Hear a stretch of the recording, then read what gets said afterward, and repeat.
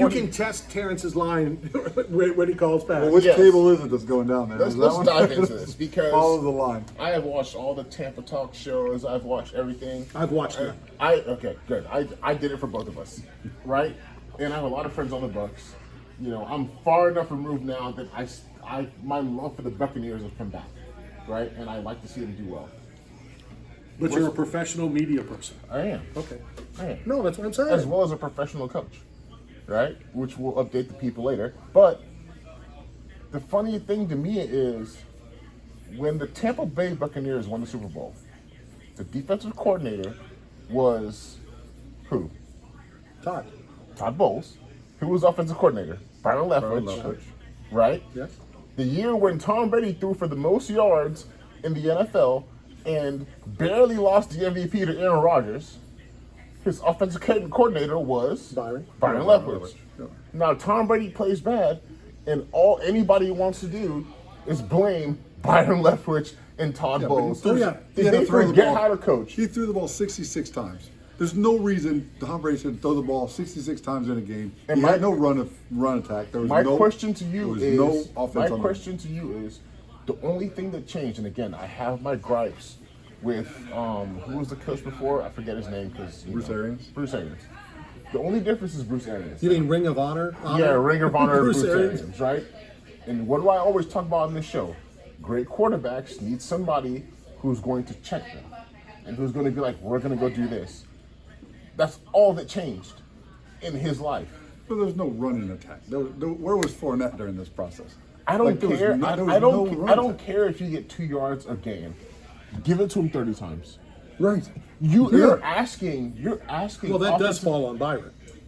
Byron's making the calls. Is he? Is he? I don't believe so. I don't. Because what was the news that everybody was talking about was Bruce Arians would come in. I just heard the little beep, so then, you know, I'm time I have. But everybody was talking about Bruce Arians comes in and sees Byron Leftwich and Tom Brady cooking up something. He goes, "What are y'all doing?" "Oh, no, we're not doing that. Just take that out. I don't care what y'all talking about. We're doing this, we're doing this, we're doing this." That's what a head coach is. Right. Right? For sure. They oversee. And the game. now they don't have that because what's Todd Bowles going to do? Focus on defense. And people want to rack on the Bucs defense. Other than last game, they played solid pretty much the whole year. They played solid. They had a lot of injuries they dealt with. sure. But what the Bucs did was throw it as an offensive lineman. If I have to take 60 pass sets a game and there's no run attack and I don't have a threat of a run block or anything like that, that is an awful job to have. And then you want to go trash the offensive line and say these guys aren't doing well while you're throwing it 60 times a game. If I give you 60 rushes in a game, you might win one of them, right? And I don't think you can beat me in any kind of thing. But, like, if you get 60 chances to get something done, you probably will get it done. So the whole scheme was just bad because they're catering. At this league, in this level. I'm confused. one-dimensional. So I'm confused. Who are you placing the blame on? Tom. Well, that's what I said. Yeah. I said Tom Brady cost himself a lot. I don't think the Raiders are going to want him now. No, okay. I don't think anybody's going to answer his call. So, okay. I'm glad you brought that up. I don't think the Raiders have a chance of getting him because the Raiders are too dysfunctional at the moment, right? Their head coach, I think, is not a good coach. I think he's a positional coach. I think he's an offensive coordinator, a great offensive coordinator. But look at his record outside of Tom Brady. He's like 13-50 without Tom Brady, right? You want to talk about Tom Brady making people, right? He made him. Look how he did at the Broncos, right? He took a job at the Colts and then said, I'm not going to take that job because he didn't feel comfortable with their personnel. The Raiders went to the playoffs the year before he went there. Now they don't go to the playoffs. Now all of a sudden, Derek Carr is a scapegoat. Derek Carr took that team to the playoffs. Derek Carr's had like 8 coaches in 9 years. It makes no sense, right? He's dealt with a lot of dysfunction and had a productive team. Their left tackle, Colt Miller, who I played with, is a top 5 ranked at the end of the year. If you like to do PFF or whatever you want to look at, he's a top 5 rated tackle. Their center is a really good center, right?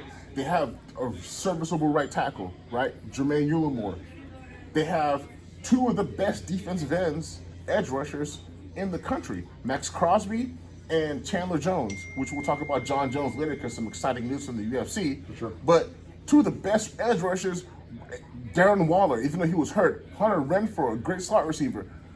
Devontae Adams, one of the best receivers in the NFL. Top 3, arguably number 1. How do you not find a way Hold on to a get to second. the Hold on, I playoffs? just got to jump in. You know who he just said, right? Waller. Yeah, Waller. Will he be here today? Yeah, he's not showing up. Is he not showing up today? He likes to stand people up when they promises to do the radio show. Yeah, no, Waller's not. This is from 3 years ago. Yeah, we'll get him back though. I did so much research. We'll get on him in that dude. Phoenix. Dude, Yeah, sure. his story is phenomenal. Oh, absolutely. It's a So is his phenomenal grandfather. story. Yeah, I don't know his Great sax grandfather. player. Yeah. A great blues player. No, I don't think But he like- Wallace, like But like to have all misbehaving. that, but for me, it's like you come in as a coach and you have all that talent, and then you don't succeed, and then you say, "Oh, it's the quarterback's fault. Quarterback's not good enough." Well, so how that's many my- elite quarterbacks are there in the NFL? so that's my question. That's so, one. Hold on, let me count. I count 4. One. Tom Brady's not an elite quarterback. No, I'm anymore. not counting him. One, Mahomes. Yeah. I'm trying to think who's close. Nobody. Then 2, Allen. Burrow. I say Burrow. over Allen. Yeah, no, I'm just saying What together. about Purdy? Purdy, oh come on, Purdy looking good. And you stick up for this guy. Purdy, Come on, Purdy. he looks Purdy out there on the Purdy's field. talented. But His okay, story's so awesome. you Purdy know what's bird. great? You know what's great? I'm glad you said that. What's so great about it is the 49ers, I picked them to go to the Super Bowl, and I picked the Chiefs to play the 49ers Super Bowl. I did Again, too. the 49ers had 3 quarterbacks this year. Yeah. And found a way to look dominant, Dominant. every single week. Yeah. And then you leave the Patriots and go. You think the 49ers wouldn't take Derek Carr in a heartbeat? Absolutely. Good question. But you go there, and now it's like, oh, it's Derek Carr's fault that we lost and we only won 5 games. But my Like, question- come on, but bro. my Like, question is- people got to own up for their stuff Let's sometimes. go back to the home school team, like the home team, like the Brady, the GOAT, is the Buccaneer. At what point could he have just overstepped Byron Leftwich and said, "Look, this is my show. I think at every point. I'm making all the calls. I don't need you." Like I think at every point. Let me ask could you he this. take over the game? Hold on a second. Let me ask you this. Okay. Then. You being the player, Yes. you're in the locker room. You were in those meeting rooms. If that's the case, why did Leftwich come back this year? He had the opportunity, which he overplayed his hand in Jacksonville. Yeah, he but didn't get the opportunity because he wants to be a head guy. Why would you? It's a lateral move to go from OC one place to OC the next place. He wants a head job, and he was one of the hottest commodities a year Right, ago. no, for sure. So why did this year he all of a sudden sucks because the quarterback played bad, right? And I love Tom Brady. Tom Brady's the GOAT. He's the most accomplished. He's done everything. well, that has nothing to do with it now. But it does though, because everyone wants to blame the coach when Tom Brady doesn't perform right way. He threw his first red zone interception in like 10 years. Right, yeah. Right? It looked He's like a hand grenade. Yeah, he's missing guys, he's missing throws, and I love Tom Brady. And he's a hero. And he's an all-time great. Sure. But at certain times, you have to call it how you see it. Absolutely. He did not perform to the way that he should perform, and that's been all season. Well, but we blame everyone else but him. My The team argument is to not be- bad. My argument is this: in the game of chess, the king, Tom Brady, the GOAT, is vulnerable when he's by himself. Like he had no offensive line; they're all hurt. Jensen come back, the timing was off. I like wholeheartedly he disagree with he you. had no running game. I wholeheartedly disagree with you. I could have ran more yardage than they I ran. wholeheartedly disagree with you. I could have run for more yardage that night. I wholeheartedly disagree. with Let's you. go back to the start of the show when I said Tom Brady cost himself a job next year. I don't think he did because he's earned so much grace. This is why I disagree with you on that. Because he's earned so much grace that any team would be lucky to have him. He can go to Miami. Miami has a solid offensive line. They've already said 2 is their starter. Yeah, they said that. And again, I understand you can okay, choose. No, I whatever, understand. right? San Francisco. I don't think he wants to go to the Raiders because Raiders are dysfunctional. Right. And at this stage in his career, Tom needs everything to be perfectly Sure. lined up for him to have that success. And all he needs to do, same thing we talked about Aaron Rodgers a few weeks ago, right? And this week.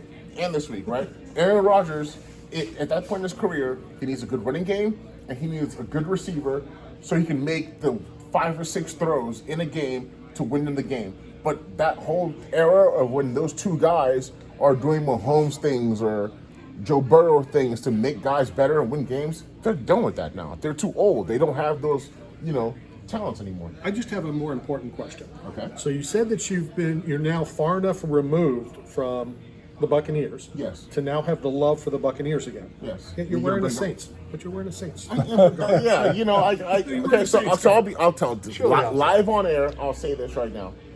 When I left the Buccaneers, they drafted me. I was so upset at that day when it happened I did not take a single Buccaneers thing home with me. I said, throw it away. I do not care. Leave it all. In hindsight, I should have taken it because, again, like, I do have love for those guys. I'm friends with a lot of those guys. I was at Ali Marpet earlier today, right? And it was a lot of Which one of them? Yeah, we did. yeah, no, I was with him. Honestly, the last 2 days. We had lunch the day before, and then today we hung out. He was with me in House of Athlete, coaching up some kids and doing stuff like that. Like a new human. Yeah, oh my goodness, he looks better than you do. He's amazing, right, dude? It's No, I understand. yeah. So funny enough, so is Gerald McCoy. Gerald McCoy was the player of honor at the game on Monday, right? It wasn't probably the best game for him to go to, but he was a player of honor. And Well, it's the first Buccaneer playoff game he's ever gone to. exactly, and saying. they're mending that relationship, and I was really wrong happy. with that. I was really happy to see that they're mending that relationship because it's really, Sure. really important. To have Absolutely. your alumni, your great players come back, but. I wasn't saying it as a dig to Gerald. That's the truth, though. It's the truth. It's the team was so he Again, was the marquee guy. I'll Whether you break like down him or the not. fourth wall again. Me and Jameis Winston had this conversation. Jameis' first playoff game was as a backup for the New Orleans Saints. Right. And he told me he cried when he went to the playoffs and he wasn't even playing. My first time in the playoffs was with the New England Patriots, and I cried having that atmosphere because, like, you play so long and you don't get to experience You have that, and something it's in hard. common. You have something in common with a lot of people. I do. Including the guy holding the camera on you right now. He went to his first playoff game and cried as well. I did. Dude, it's a special feeling. Like, I got to be in the play, and I was just like, wow, like, this is amazing because you work so hard, right? So when you said you left the Bucs and like you didn't want anything to do with it, that's how Derek Carr feels and the Raiders, right? He 100%. bled. He 100%. bled 100%. The Raiders, That first black team, and silver. especially when you start for that team, you work hard for that team. Maybe you're drafted, you're signed, and you spend all that time. Like, when they release you, that first one is a painful thing, right? Like, imagine the first time you got fired from your job. I've been fired on this radio show 3 times. Yeah, like, it's a painful thing. And so, like, guys carry that with them, and then now I'm removed far enough to where I can appreciate and I can root for them. All right, we're already way over. Let's hit this.